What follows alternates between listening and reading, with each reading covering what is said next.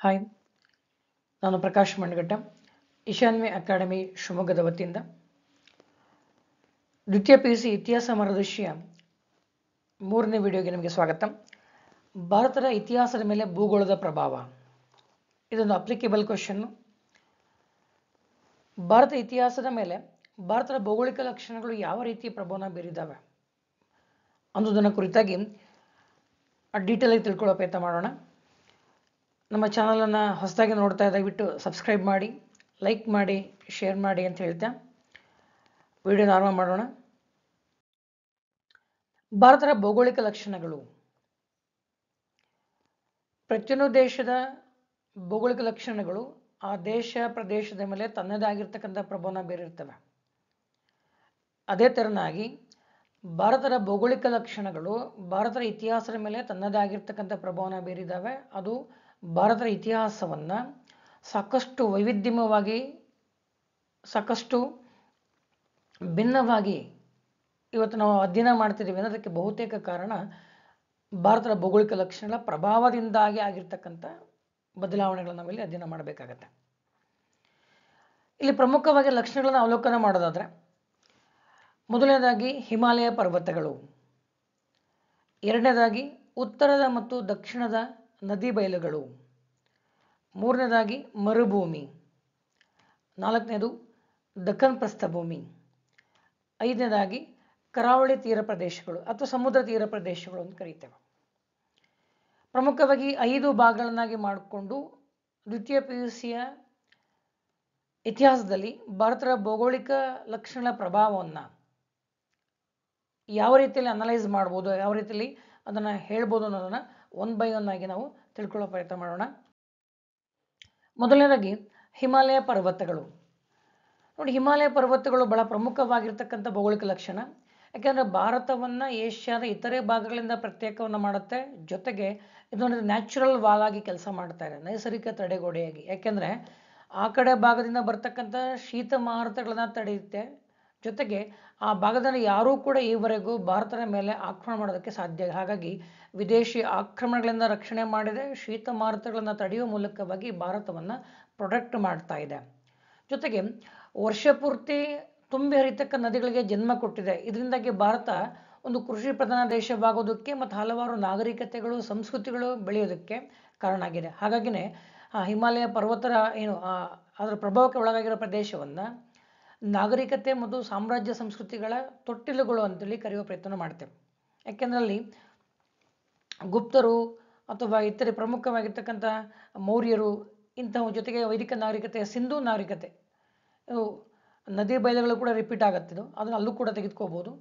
ಜೊತೆಗೆ ಆ ಹಿಮಾಲಯ ಪರ್ವತಗಳಲ್ಲಿ ಕಂಡು ಬರ್ತಕ್ಕಂಥ ಕೈಬರ್ ಮತ್ತು ಬೋಲಾನ್ ಕಣಿವೆ, ಜೊತೆಗೆ ಗುರ್ರಂ, ತೋಚಿ ಇತರೆ ಪ್ರಮುಖ ಕಣಿವೆಗಳಿದ್ದಾವೆ. ಇಲ್ಲಿ ಕೈಬರ್ ಮತ್ತು ಬೋಲಾನ್ ಕಣಿವೆಗಳು ಪಾಶ್ಚಿಮಾತ್ಯ ಜಗತ್ತಿಗೆ ಅವರೊಂದಿಗೆ ವ್ಯಾಪಾರ ವಾಣಿಜ್ಯ ಚಟುವಟಿಕೆಗಳನ್ನು ಕೈಗೊಳ್ಳೋದಕ್ಕೆ ಮತ್ತು ಸಾಂಸ್ಕೃತಿಕ ಸಂಪರ್ಕನ ಸಾಧಿಸೋದಕ್ಕೆ, ಜೊತೆಗೆ ಅವರು ಆ ಕಣಿವೆಗಳ ಮೂಲಕವಾಗಿ ಭಾರತ ಮೇಲೆ ದಾಳಿ ಮಾಡೋದಕ್ಕೆ ಕೂಡ ಅವಕಾಶ ಮಾಡಿಕೊಟ್ಟಿದೆ. ಇದು ಕಣಿವೆಗಳು. ಯಾಕೆಂದರೆ ಆ ಅಭೇದ್ಯವಾಗಿರ್ತಕ್ಕಂಥ ಹಿಮಾಲಯ ಪರ್ವತನ ಬೇಯಿಸೋದು ಸಾಧ್ಯ ಇಲ್ಲ. ಹಾಗೆ ಭಾರತದ ವಾಯುವ್ಯ ಭಾಗದಲ್ಲಿ ಬರ್ತಕ್ಕಂಥ ಅದೇ ಪರ್ವತ ಶ್ರೇಣಿಗಳಲ್ಲಿ ಕಣಿವೆಗಳೇನಿದ್ದಾವೆ ಕೈಬರ್ ಮತ್ತು ಬೋಲಾನು, ಅದು ಹೊರ ಜಗತ್ತಿಗೆ ಅಂದರೆ ಪಾಶ್ಚಿಮಾತ್ಯ ದೇಶಗಳೊಂದಿಗೆ ವಾಣಿಜ್ಯ ಮತ್ತು ಸಾಂಸ್ಕೃತಿಕ ಸಂಪರ್ಕವನ್ನು, ಜೊತೆಗೆ ಪಾಶ್ಚಿಮಾತ್ಯ ದಾಳಿಗಳಿಗೆ ಅವಕಾಶ ಮಾಡಿಕೊಟ್ರನ್ನು ಕಾಣ್ತೇವೆ. ಯಾಕೆಂದರೆ ಆ ಮೂಲಕವಾಗಿ ಭಾರತದಲ್ಲಿ ದಾಳಿಗಳಾಗಿರೋದು ನಾವು ಇತಿಹಾಸದಲ್ಲಿ ಓದ್ತೇವೆ. ಇನ್ನು ಎರಡನೇದಾಗಿ ಉತ್ತರದ ಮತ್ತು ದಕ್ಷಿಣದ ನದಿ ಬಯಲುಗಳು. ನೋಡಿ, ಉತ್ತರ ಮತ್ತು ದಕ್ಷಿಣದ ಎರಡೂ ಕಡೆ ಇರತಕ್ಕಂಥ ನದಿ ಬಯಲುಗಳು ಭಾರತವನ್ನು ಕೃಷಿ ಪ್ರಧಾನ ರಾಷ್ಟ್ರವನ್ನಾಗಿಸಿದೆ. ಜೊತೆಗೆ ಹಲವಾರು ನಾಗರಿಕತೆಗಳು ಮತ್ತು ಸಾಮ್ರಾಜ್ಯಗಳ ತೊಟ್ಟಿಲುಗಳಿಗೆ ಬೆಳೆಯೋದಕ್ಕೆ ಅದು ಸಾಧ್ಯ ಆಗಿದೆ, ಅವಕಾಶ ಮಾಡಿಕೊಟ್ಟಿದೆ.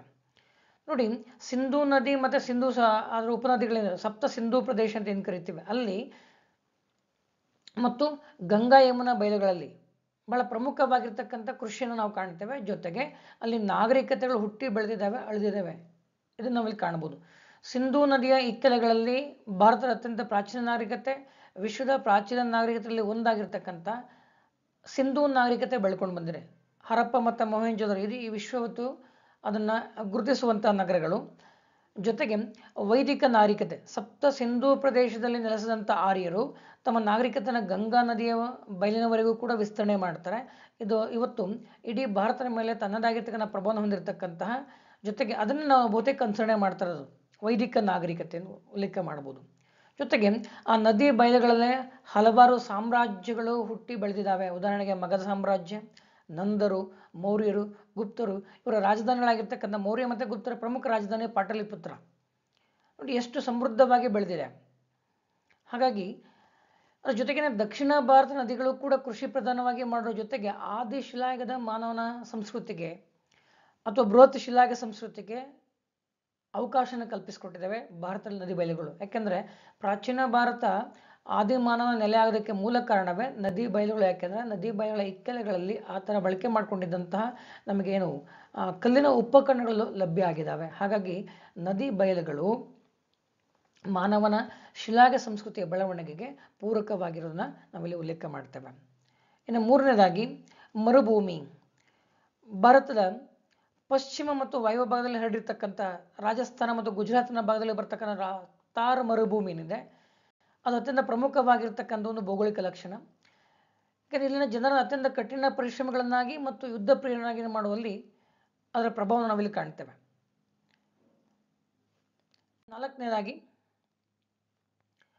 ನಾಲ್ಕನೇದು ದಕ್ಷಿಣ ಪ್ರಸ್ಥಭೂಮಿ ಅಥವಾ ದಕ್ಕನ್ ಪ್ರಸ್ಥಭೂಮಿ ಅಂತ ಕರೀತಾರೆ, ದಕ್ಕನ್ ಪ್ಲೇಟ್ಯೂ.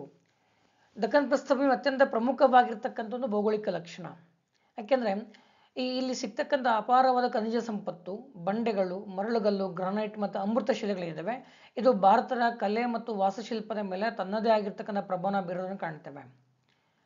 ಈ ಲಭ್ಯತೆಯಿಂದಾಗಿಯೇ ಅರಮನೆಗಳು, ದುರ್ಗಗಳು, ಕೋಟೆಗಳು, ದೇವಾಲಯ ವಾಸ್ತುಶಿಲ್ಪ ಮತ್ತು ಮೂರ್ತಿ ಶಿಲ್ಪದ ಬೆಳವಣಿಗೆಗೆ ಸಹಕಾರಿಯಾಗಿದೆ. ಉದಾಹರಣೆಗೆ ಹಂಪಿ, ಐಹೊಳೆ, ಪಟ್ಟದಕಲ್ಲು, ಖಜುರಾಹೋ, ಮಹಾಬಲಿಪುರಂ, ಮಧುರೈ, ಶ್ರವಣಬೆಳಗೊಳದ ಗೊಮ್ಮಟೇಶ್ವರ ಏಕಶಿಲಾ ಮೂರ್ತಿ ಇವೆಲ್ಲವೂ ಕೂಡ ದಕ್ಕನ್ ಪ್ರಸ್ಥಭೂಮಿ ಅಥವಾ ಭಾರತದಲ್ಲಿ ಕಂಡು ಬರ್ತಕ್ಕಂಥ ವೈವಿಧ್ಯಮವಾಗಿರ್ತಕ್ಕಂಥ ಬಂಡೆಗಳು, ಏಕಶಿಲೆಗಳು, ಗ್ರಾನೈಟ್ ಮತ್ತು ಅಮೃತ ಶಿಲೆಗಳಿಂದ ಆಗಿರೋದನ್ನು ಕಾಣ್ತೇವೆ.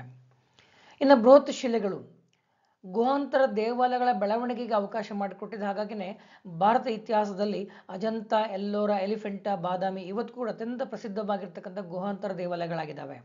ಜೊತೆಗೆ ನಾಗಾರ್ಜುನ ಮತ್ತು ಬಾರಾಬರ ಬೆಟ್ಟಗಳನ್ನು ಕೂಡ ನಾವಿಲ್ಲಿ ಉಲ್ಲೇಖ ಮಾಡ್ಬೋದು. ಮೌರ್ಯರ ಕಾಲಕ್ಕೆ ಉಲ್ಲೇಖ ಆಗ್ತಕ್ಕಂಥದ್ದು. ಇವೆಲ್ಲ ರಚನೆ ಆಗೋದಕ್ಕೆ ಕಾರಣವೇ ನೈಸರ್ಗಿಕವಾಗಿರ್ತಕ್ಕಂಥ ಬೃಹತ್ ಶಿಲೆಗಳು.